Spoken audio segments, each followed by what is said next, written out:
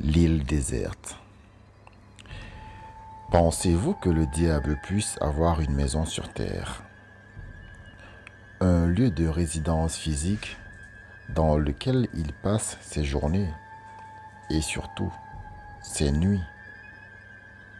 Lorsqu'il a été chassé du ciel, Satan, puisqu'il s'agit de lui, a choisi plusieurs lieux sur terre où s'incarner de multiples façons.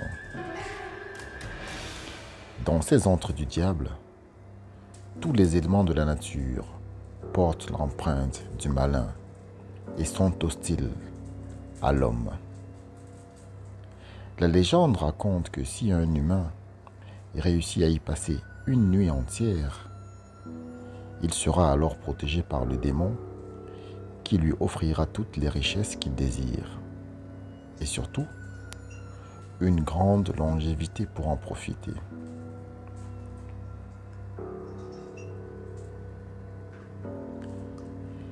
L'île déserte est un de ces lieux maudits et inhabités, situé à 2 km au large de la ville de Saint-Louis, au nord du Sénégal.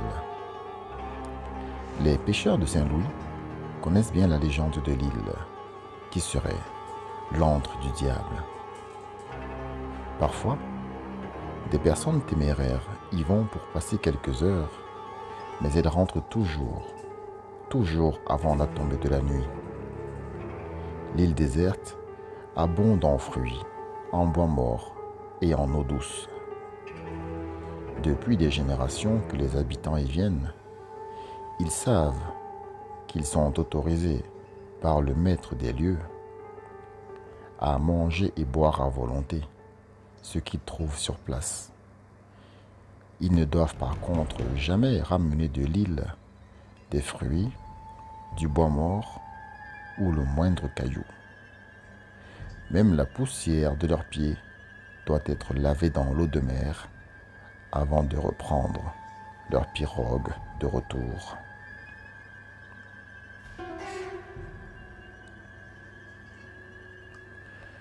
Le week-end, comme vous le savez, les cadres de Dakar, la grande ville de Dakar, viennent se relaxer à Saint-Louis. Ils profitent de la gastronomie, des boîtes de nuit et de la douceur de vivre de cette petite ville touristique. Boniface Badara et son collègue Zéphirin Zarbi sont deux brillants commerciaux de Dakar. Ils ont décidé de venir à Saint-Louis pour fêter la signature d'un juteux contrat de plusieurs millions de francs CFA. Ils sont jeunes, modernes, et l'arrogance du succès se lit sur leurs costumes 3 pièces et leur manière de Dakarois ayant réussi.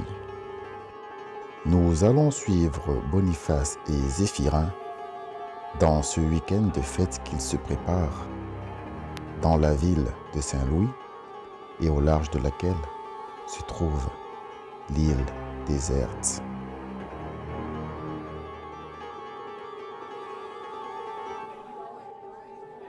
Boniface Badara. Zéphirin, nous avons signé ce juteux contrat de 150 millions de francs CFA. La société Atlantique Tourisme s'ouvre enfin au marché international. Nous allons faire de Dakar la capitale touristique de la région. Zéphirin. Tu as bien raison, Boniface. On a travaillé dur pour y arriver. Et moi, avec ma commission sur ce contrat, je pourrais enfin m'acheter une villa. Mais d'abord, pour ce week-end à Saint-Louis, on fait la fête. Je vais commander du champagne. Garçon! Boniface. Du champagne. Très bien. Mais on ne boira pas seul. Tu vois, Zéphirin, les deux belles demoiselles assises à la table là-bas, je vais les inviter à boire avec nous. Zéphirin. Ah, ce Boniface, tu es toujours charmeur, je te laisse faire. Bonsoir, mesdames. Bonsoir. Bonsoir, monsieur. Boniface. Pas de monsieur entre nous, voyons. Je m'appelle Boniface Badara, ou bébé, pour faire plus simple. Et vous? Je m'appelle Jolie Naja, et voici ma sœur, Prudence Mamba. Jolie et Prudence sont de magnifiques créatures d'environ 25 ans. Leur silhouette est athlétique et marque aussi les courbures de leur féminité. Elles ont de longues tresses qui leur arrivent jusqu'au milieu du dos. Les filles, vous êtes ravissantes. Mon ami Zéphirin et moi venons de Dakar pour passer le week-end ici à Saint-Louis. Voulez-vous savourer une bouteille de champagne que nous venons juste de commander? Jolie Naja. Monsieur Badara, nous acceptons avec plaisir, mais juste le champagne et la compagnie, car nous devrons rentrer bientôt. Boniface et Zéphirin profitent du restaurant et de la compagnie des deux femmes. Tous les quatre passent un bon moment à discuter, à boire du champagne et à manger du poisson braisé. Zéphirin et Boniface ne tardent pas à tomber sous le charme des deux femmes en fin de soirée. Zéphirin. Eh bien, la réputation des gens de Saint-Louis est bien vraie. Vous savez accueillir les étrangers, mesdemoiselles. On passe une bonne soirée, n'est-ce pas, Boniface? Oui, Zéphirin, une excellente soirée. Je vous propose, les filles, de venir boire un dernier verre au bar de notre hôtel, le Luxor. Jolie Naja. Ça aurait été avec plaisir, messieurs, mais nos parents ne nous autorisent pas à rentrer après minuit. Ce que dit ma sœur Jolie est vrai. Et vous êtes tellement agréable. Nous allons être vos guides pour le week-end.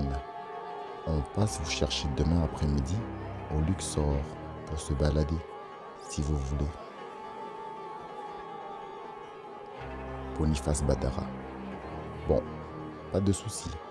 De toute façon, je suis un peu fatigué. Zéphirin, es-tu d'accord pour une balade demain dans les rues de Saint-Louis? Tout à fait. Mais quel sera le programme, les filles? Jolie Naja. Eh bien, si vous voulez du sensationnel et de la nature, on peut aller se balader sur l'île déserte. Personne n'y habite. On pourrait même y être tout seul. Mais les gens d'ici ont peur des légendes qu'on raconte à propos de l'île. L'île déserte? Moi, Boniface, je ne crois pas en ces choses-là. De quelle légende parlez-vous, les filles? Pour moi, si on peut y être tout seul, je serais déjà content. Boniface, es-tu sûr de vouloir y aller? Les filles, de quelle légende parlez-vous? Prudence, Mamba. Certains habitants racontent que l'île déserte est hantée, mais que si on y passe une nuit, on devient riche. Jolie et moi avons été quelques fois là-bas en journée. Eh bien, moi, Boniface Badara, comme je vous dis, je ne crois pas en ces choses-là. Mais si je peux passer un agréable moment là-bas, avec vous les filles, en plus de peut-être devenir riche, je fonce. Bon, écoutez les filles, on se voit demain au Luxor. Boniface est saoul et dit n'importe quoi. Je suis quand même d'accord pour visiter l'île déserte, mais il ne faudra pas qu'on y reste longtemps. À demain.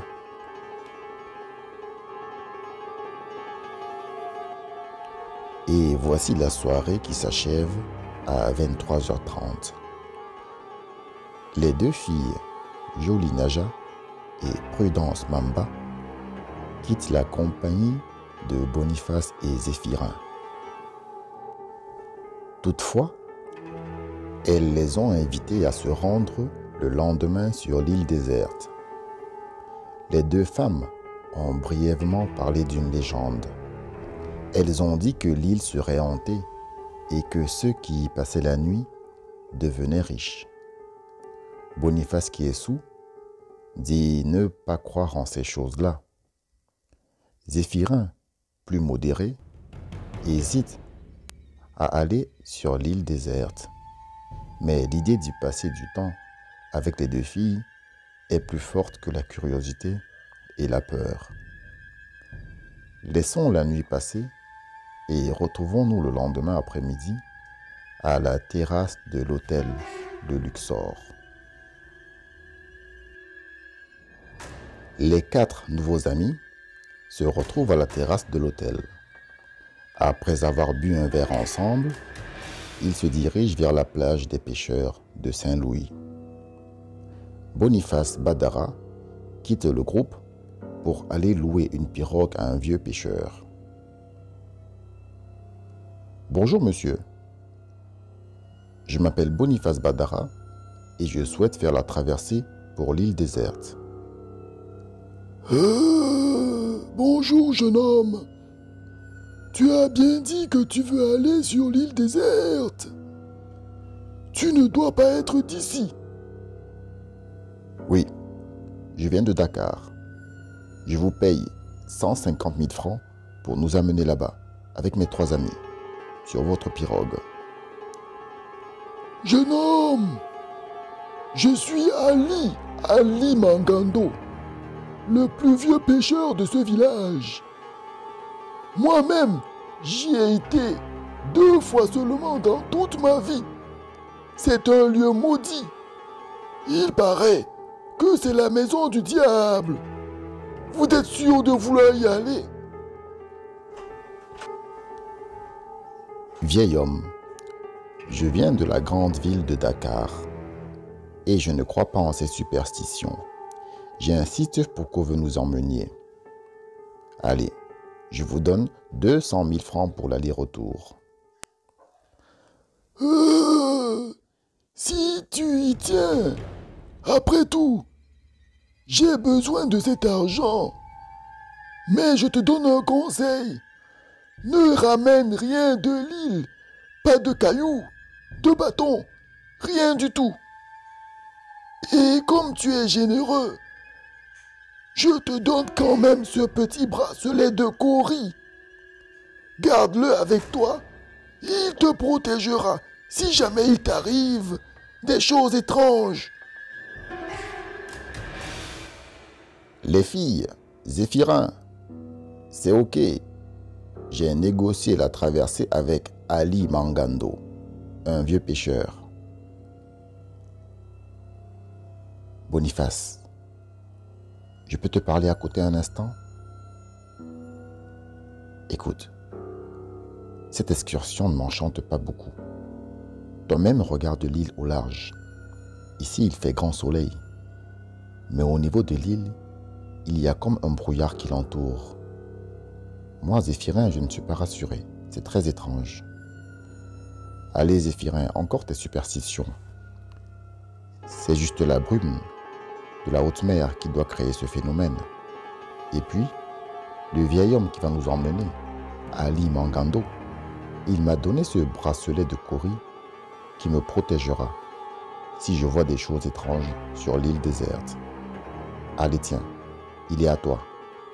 Tu en auras plus besoin que moi, peureux. Je vais m'occuper de ma jolie gazelle sur l'île. Tu devrais aussi en profiter.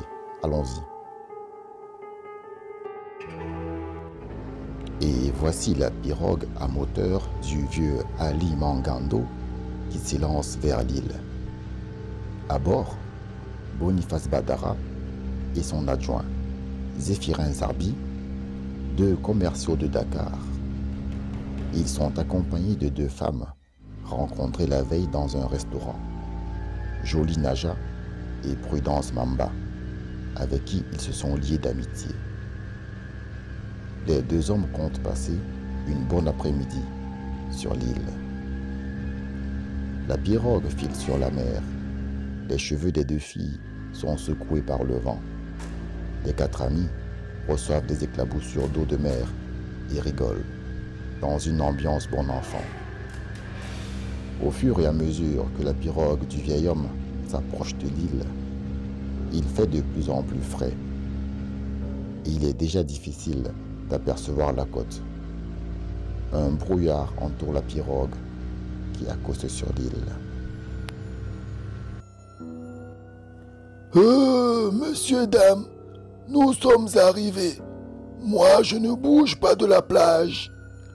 Et comme je l'ai dit à votre ami Boniface, ne ramenez rien dans vos poches. Mon grand-père m'avait même dit qu'il est interdit de chier et de pisser ici. Moi, je repartirai bien avant la fin de l'après-midi. Je vais donner 3 coups de sifflet à 5 minutes d'intervalle. Je m'en irai au dernier. Si vous n'êtes pas là, tant pis pour vous. Ne vous inquiétez pas, monsieur Mangando. Moi, Boniface Badara, je suis un homme courageux et je n'ai pas peur des histoires de fantômes et de sorcellerie. Surtout, je n'y crois même pas. J'ai donné votre bracelet à mon ami Zéphirin. On sera prudent et attentif à beaucoup de sifflets. Vieux Mangando, tu nous as assez sermonné comme ça. Prudence et moi, on est déjà venus sur l'île et on n'a rien eu. On a compris. Allons-y les garçons. Sur l'île déserte, la température a chuté de plusieurs degrés par rapport au continent et un léger brouillard empêche de voir à plus de 10 mètres. La végétation y est luxuriante. Il y a profusion de fruits, noix de coco, bananes, mangues, avocats, papayes. Tous ces fruits gorgés de sucre semblent dire « Goûtez-moi, je suis délicieux ». Fait étrange, depuis leur arrivée, des 4 visiteurs n'ont pas entendu de cris d'oiseaux, hormis celui d'une étrange chouette qui semble venir de partout et de nulle part. Les arbres ont des formes qui rappellent des mains crochues. Le sol de l'île est recouvert d'une légère mousse qui absorbe le son des pas. Dans cette atmosphère particulièrement sinistre, les 2 femmes emmènent leurs compagnons au centre de l'île où se trouve une cascade coulant dans une rivière. Jolie Naja. Tada! Messieurs, voici le clou du spectacle. Je reconnais que l'île n'est pas accueillante, mais ce lieu vaut bien le détour. Je me mets en maillot. Tu viens, Boniface? Moi, je n'ai pas de maillot, ma jolie, alors ce sera sans. C'est quand tu veux pour plonger. Prudence. Et toi, Zéphirin, tu viens te baigner? Je n'aime pas trop l'eau. Si on allait plutôt se trouver un coin plus tranquille et laisser ces deux-là ensemble. D'accord, Zéphirin. Je suis un peu comme toi avec l'eau. Allons plutôt nous balader un peu plus haut. Nous pourrons voir la cascade depuis les hauteurs.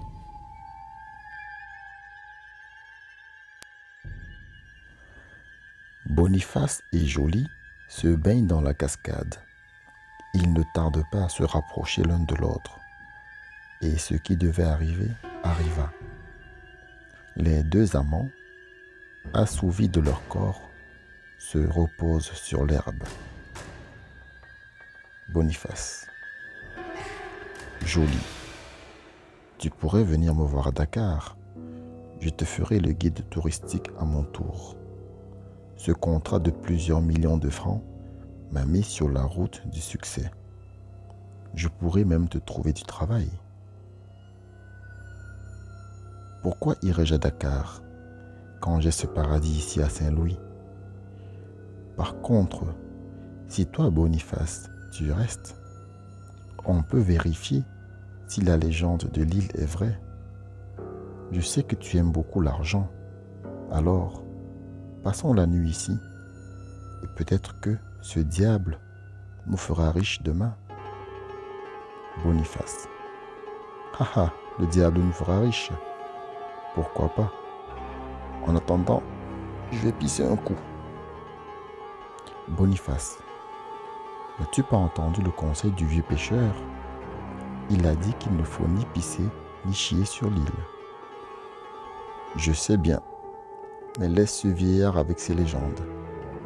Je me vide la vessie et gare à toi après.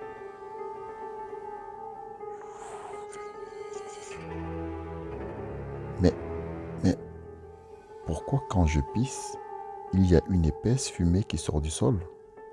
C'est comme si je viens d'éteindre un feu. Cette île est un peu étrange. Merci pour ton offrande, humain. Quoi? Tu as dit quelque chose, Jolie? Je n'ai pas bien entendu. Non, je n'ai rien dit. Qu'est-ce qu'il y a? J'ai entendu comme une voix bizarre qui m'a parlé. Non, moi je n'ai rien entendu.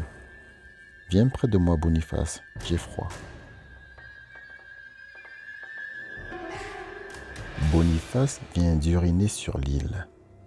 Il n'a pas respecté le conseil du vieux pêcheur de ne pas chier ni pisser sur l'île.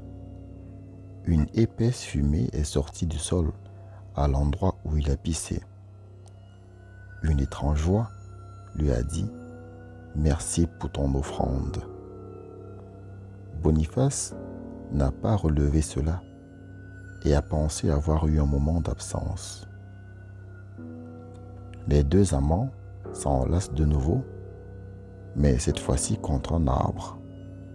L'entreprenant Boniface Badara sent soudain comme des feuilles qui le chatouillent dans le dos. Il se retourne et voit un serpent naja, une sorte de cobra noir, glisser le long de son épaule.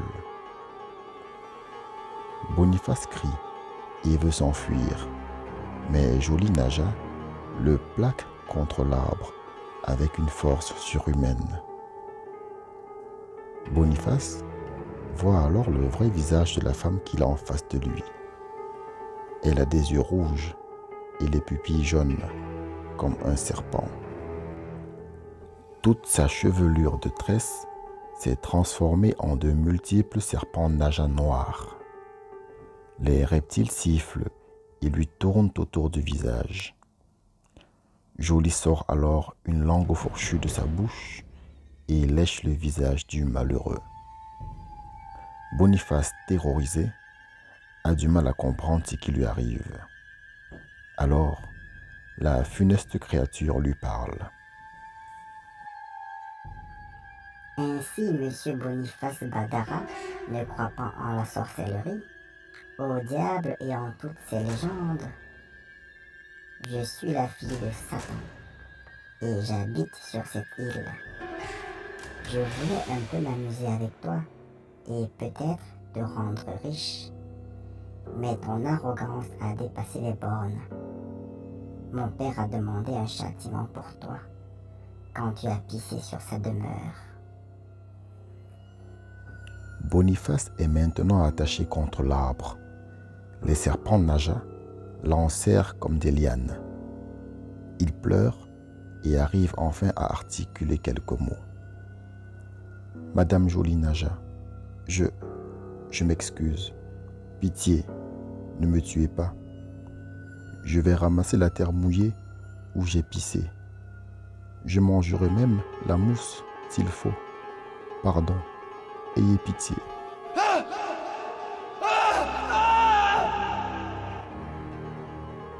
Un serpent vient de me mordre le testicule. Un autre m'a mordu la lèvre. Ça fait mal. Le sang coule de mon testicule. Ça y est, ils m'ont relâché. Je vais peut-être mourir. Pitié, madame. Jolie Naja, pitié. Non, tu ne mourras pas de cela. Boniface, c'était juste un châtiment pour avoir souillé l'île où je suis né. Tu aurais pu accepter le bracelet du vieux pêcheur. Peut-être t'aurait-il protégé. Mais tu es très arrogant et fier.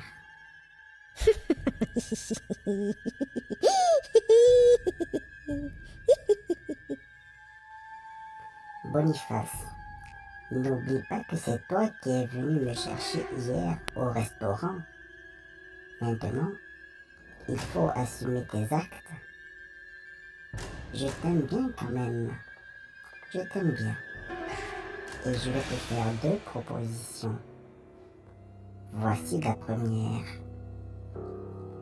Je te coupe mystiquement tes testicules et la langue avec ces morsures de serpent que je t'ai infligées.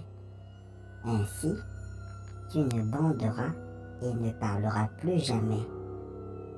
Mais je te laisse repartir à Dakar. Voici ma seconde proposition. Tu restes vivre sur l'île déserte en bonne santé avec la jolie Naja que tu as déjà possédée. Je t'accorde alors richesse et longévité. Tu auras le droit de retourner à Saint-Louis une seule fois par an, mais uniquement en ma présence, et tu ne posséderas jamais aucune autre femme. Qu'en dis-tu?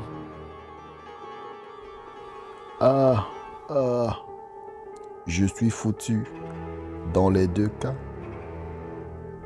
Si je rentre, je ne serai plus un homme. Si je reste, je serai un prisonnier riche. Je choisis la seconde proposition, Madame Jolie Naja. Pas de madame entre nous. À partir de maintenant, tu m'appelleras femme serpent. À chaque fois que tu t'adresseras à moi, je te rendrai heureux, tu verras. Oui, femme serpent, j'accepte de vivre ici avec vous. La créature relâche Boniface, qui perd conscience et tombe au sol. Jolie Naja reprend alors sa forme humaine, douce et agréable, et elle s'assoit à côté de l'homme. Elle lui pose la tête sur ses cuisses et lui caresse les cheveux à la manière d'une mère qui s'occupe de son enfant. Boniface émerge de son sommeil et se retrouve dans les bras de la femme. Il la regarde dans les yeux et croit avoir fait un rêve étrange. En une fraction de seconde, les pupilles de la femme projettent un regard noir et jaune de reptile, tout en regardant le jeune homme avec douceur. Femme serpent, je vous appartiens, finit par dire Boniface Badara. Lève-toi, Boniface. Allons voir ma sœur et ton ami Zéphirin Zarbi. Boniface Badara vient de faire un choix. Il a accepté d'abandonner sa prometteuse carrière de commercial à Dakar. Retourner dans son ancienne vie lui aurait valu de perdre sa virilité et de devenir muet de surcroît. Mais au moins, il serait libre. À cela, il a préféré la vie sur l'île déserte en compagnie d'une fille de Satan qui lui a promis richesse, longévité et stupre. Oh Boniface, ton choix n'était pas facile. Tu ne pourras plus retourner en homme libre sur le continent. Mais d'abord, allons voir ce que deviennent Zéphirin Zarbi et Prudence Mamba sur les hauteurs de cet antre du diable. Tiens, tiens, depuis les hauteurs, je peux voir nos deux amis allongés sur l'herbe. Sacré Boniface. Dis-moi, Prudence, quand es-tu venu ici pour la dernière fois? Oh, il y a environ 2 mois. Zéphirin, ce bracelet que t'a remis ton ami, tu crois qu'il peut te protéger si jamais tu voyais des esprits? Je ne sais pas, mais c'était au cas où. Je suis un garçon très superstitieux. Ce vieillard Ali Mangando est connu des habitants de Saint-Louis, Zéphirin. Il paraît qu'il donne des cadeaux aux touristes pour les envoûter et leur soutirer de l'argent. Tu devrais te débarrasser de cet objet. Bah, c'est rien. Je le lui rendrai quand on sera à la pirogue. Approche-toi un peu de moi, Prudence.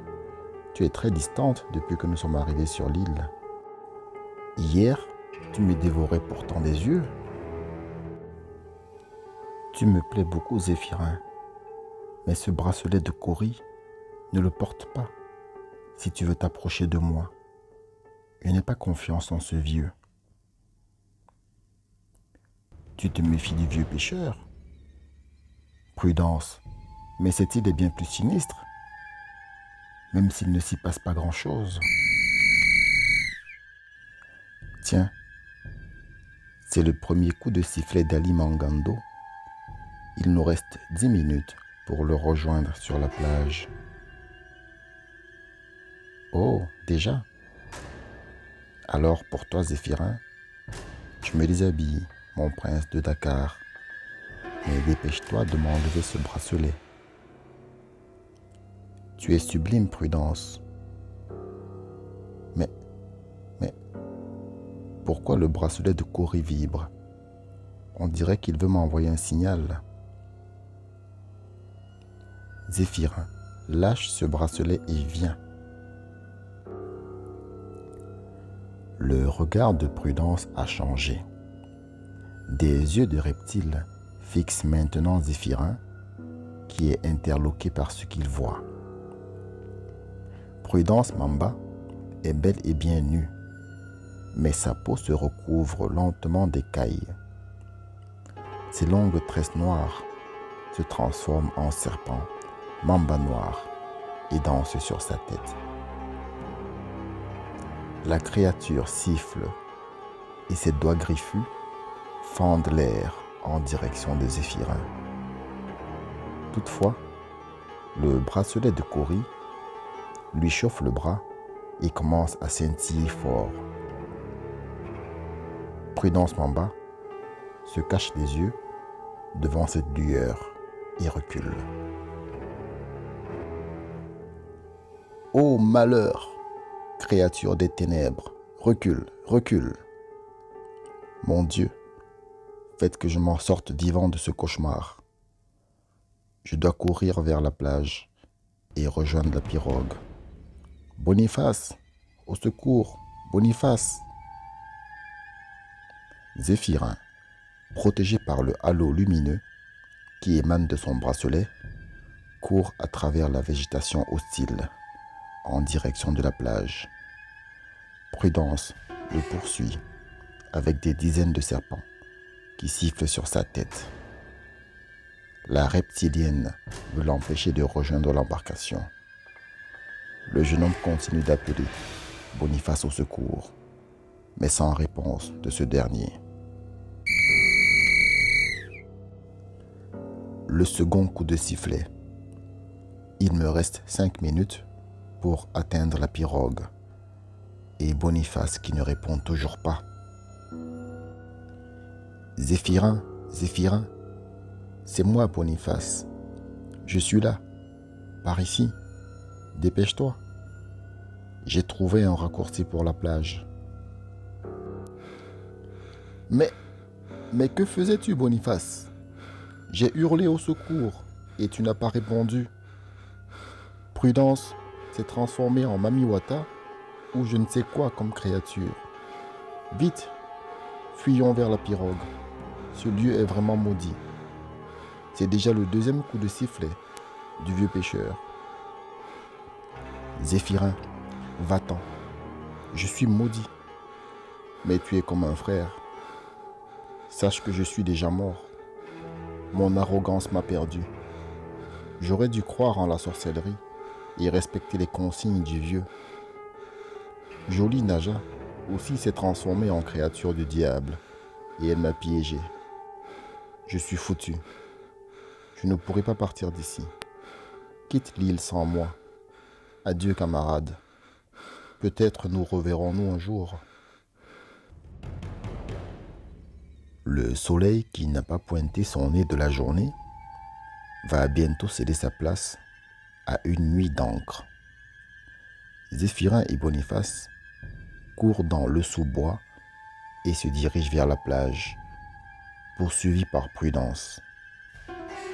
Jolie Naja, qui s'est transformée en créature maléfique, se tient près du raccourci en embuscade, tapie dans un arbre.